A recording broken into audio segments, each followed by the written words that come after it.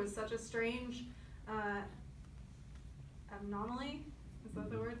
In MMOs, because you don't have levels, you don't have hit points, you don't have, you don't collect stars really. Like, I guess you could kind of collect the little glowy orbs things, but like, what does that do? And it was unlike any other, and still is unlike any other MMO. It's still out there. It's free to play. And you couldn't fight anything. Nothing was trying to attack you. No combat systems, just jumping puzzles. Yeah, obviously. Hanging out with other people and figuring things out. The fact that you could like collaborate with other people and go, oh, let's go over here and see what's over here. Or they've opened up and there's a new linking book. We all got to go figure out what's going on over here. I mean, it was more about the discovery.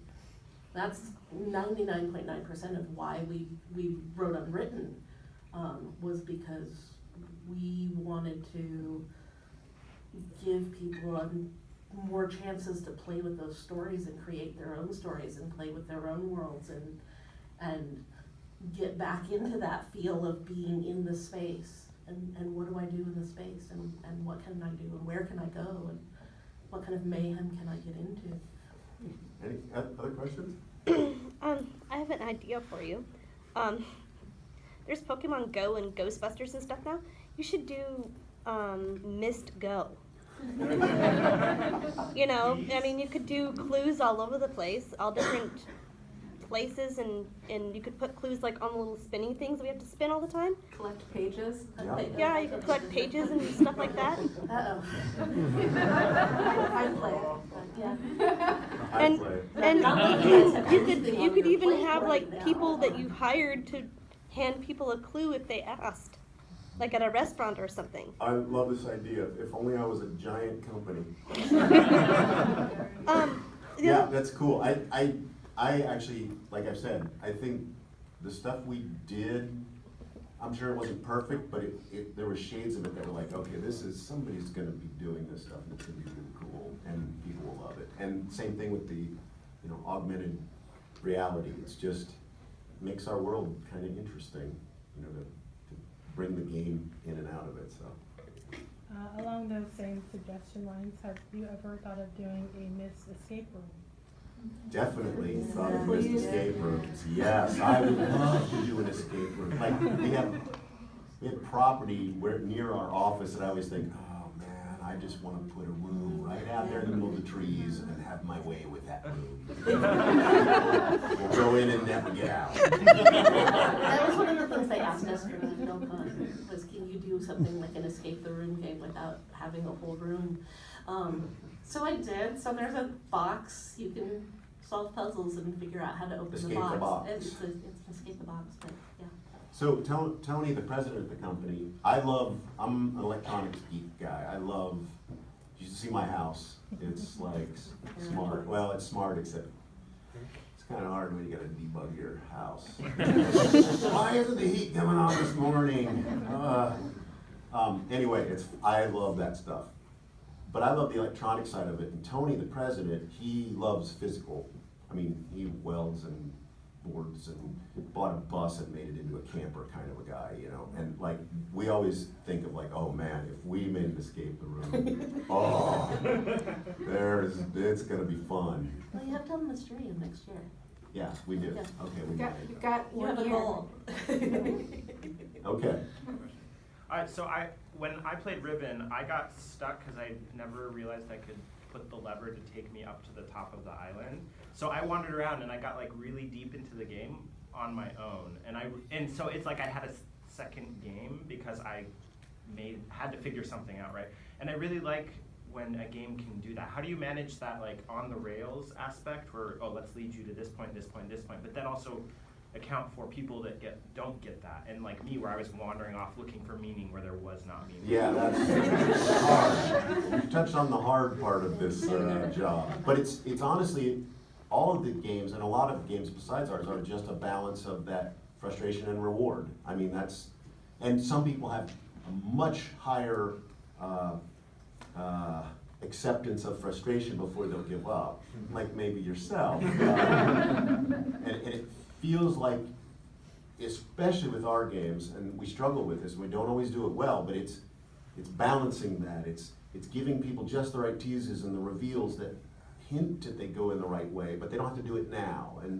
And Abduction was fun because it was so laid out that way. We started you in a canyon where the only way you could go forward was through the canyon. I mean, there was no way to make a wrong move, and that's a great for a new player.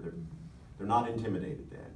But then the canyon starts to open up, and you can go any direction, and you start to get a little tension then for anybody playing a game. Like, well, is there a right way? Is there a wrong way? Am I gonna miss something? You know, all that starts to go in your mind. That's psychology, all that, which I love, by the way. It's so much fun.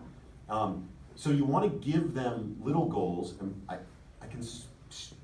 can talk about this, but we don't do it right. Please don't think that an expert, we do it right. But you give them little goals, because once a player has a little goal, they feel a little more freedom to then go explore, because they'll say, well, I know I have to get to that house with the white picket fence, but I don't have to get there right now. That is my next goal, but I'm going to go right here because the canyon opened up and I can go explore the edges of this. Just keeping that house in my view, because that's my security blanket. And I think there's, getting that balance well is a great way to do it. Now, the game gradually lets more and more of that control go, and it gets harder and harder, and you're relying on the fact that people have invested enough time in this, and the story has intrigued them enough that it becomes the thing they hold on to and the reason they keep playing.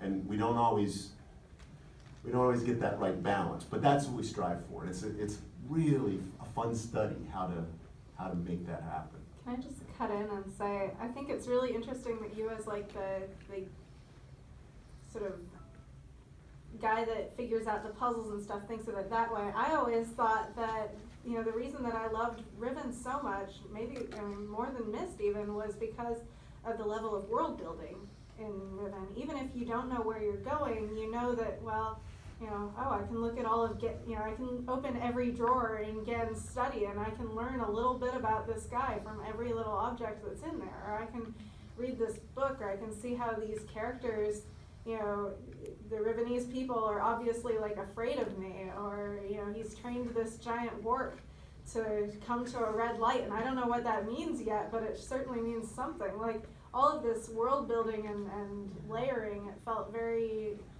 even if there wasn't a puzzle associated with it, and often there was down the line, but it just felt interesting in like the sense of, I'm in this new world and everything makes sense. And every puzzle in Riven is really just how do I open the next door?